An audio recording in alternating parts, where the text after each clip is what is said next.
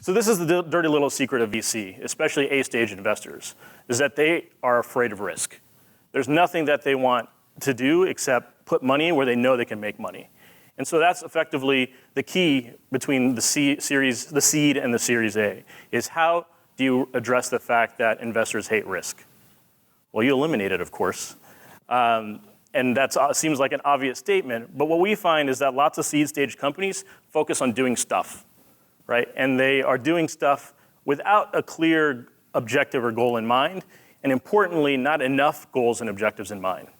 And that's why when you think about the Series A, there are really 5 things that investors think about. They may have different names for all of these, but effectively there are 5 types of risk, and you've got to figure out how to eliminate them. There's product, there's team, there's market, there's go-to-market, and there's financial. We'll talk about each of those in turn. And obviously, you're not going to figure out how to eliminate or reduce risk in all 5 of these areas, but I think it's really important to pick 3. Pick 3 that you can reduce or eliminate risk in, and pick the 3 that are the biggest question marks about your business. So if you're honest about it and you look at these 5 areas, you can probably pretty safely figure out which are the 3 that people outside the company have questions about, and those are the 3 to focus on between your seed and Series A.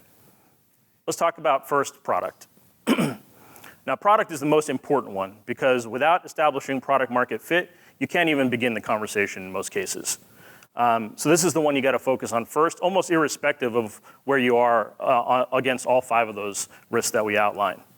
And usually the answer for people, or when they ask, how do you know if you have product market fit, is you just know, right? I don't find that particularly helpful. I think that's necessary, but not sufficient. And so there are different questions that you could ask and metrics that you can look at to figure out whether you have product market fit. The first question to ask is, are you addressing an acute need?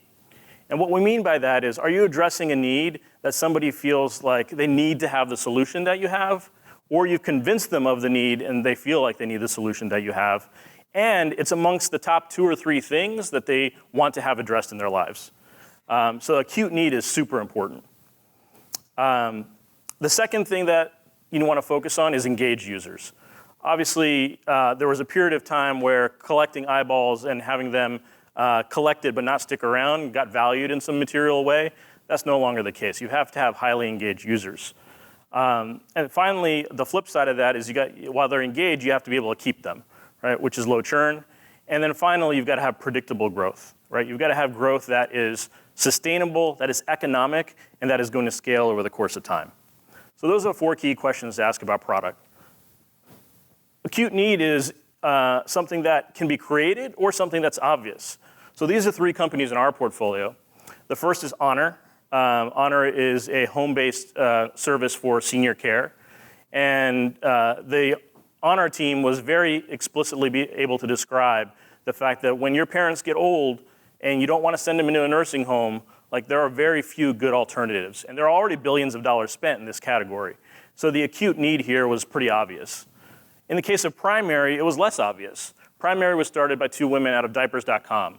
And they saw from that experience that parents were actually looking for clothing for their kids that didn't have bling and logos and sayings on them. They just wanted basics that were really high quality.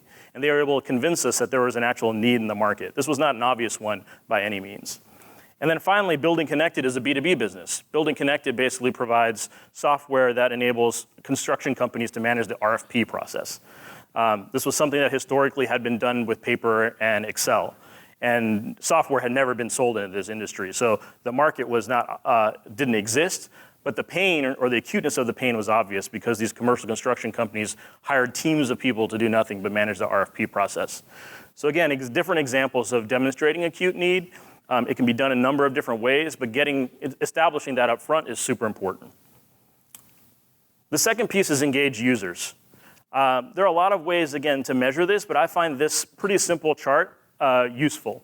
So on the x-axis, you've got time, and on the y-axis, you've got the percent of your users that are active in any particular period.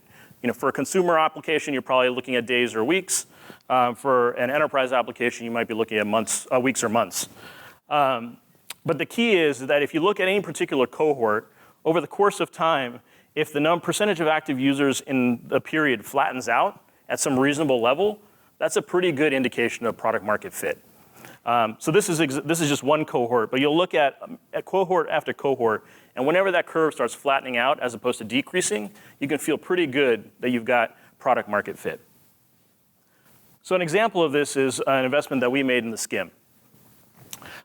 This is data that looks at the Skim's average daily open rate per week since the time that they were founded to when we invested. And as you can see, in week one, the average daily open rate was hovering close to 70%, but the powerful thing was it remained at close to 50%. The Skim is a media company that's first product was an email newsletter, and 50% open rates for an email newsletter that stayed that way over the course of time was kind of unheard of. And so when it came time for the Series A, we were fortunate that this chart looked exactly the same, but you could add 52 weeks on it. And so that made it clear that they had product market fit. They had to answer other questions about being in the newsletter business, but the product market fit question got addressed pretty well. Let me take a moment to thank Squarespace for, first of all, making amazing software. I was just working on one of the new projects I'm working on. You may have heard of television show. And we had to make a website, and I just went on to Google Domains, and I was buying a domain over at Google Domains, and boom, you could just, when you're setting up your Gmail, fire up and launch Squarespace. I guess they're partners now. And I was able to fire up a gorgeous website in literally minutes, and it looked like we spent $25,000 making it. It looks professional. It's intuitive and easy to use. No coding is required. And they use state-of-the-art tech. It's super secure. It's super stable, and it's trusted by millions, some of the most respected brands in the world. We, in fact, use it for all of our events and conferences, and you can start your free trial today. No credit card is required. And you'll get a free domain name if you sign up for a year. I'm an idiot. I did it wrong. I signed up at the wrong domain place. I didn't know that I would get a free domain. I got to go back and do that next time. If you decide to sign up for Squarespace, if you do decide that you're going to sign up for Squarespace, which I'm sure you will, just use the promo code TWIST and you'll get 10% off your first purchase. It is an amazing, amazing product. It's super easy to use, and they keep adding features to it, which is one of the great things about the software as a service movement. They keep getting more people loyal to the product. They keep being able to hire more product managers, developers, and researchers to figure out what to make next. And boom, they make amazing product, and they keep the price the same. So things are getting better and better over there at Squarespace. I love the product. Go ahead and follow at Squarespace.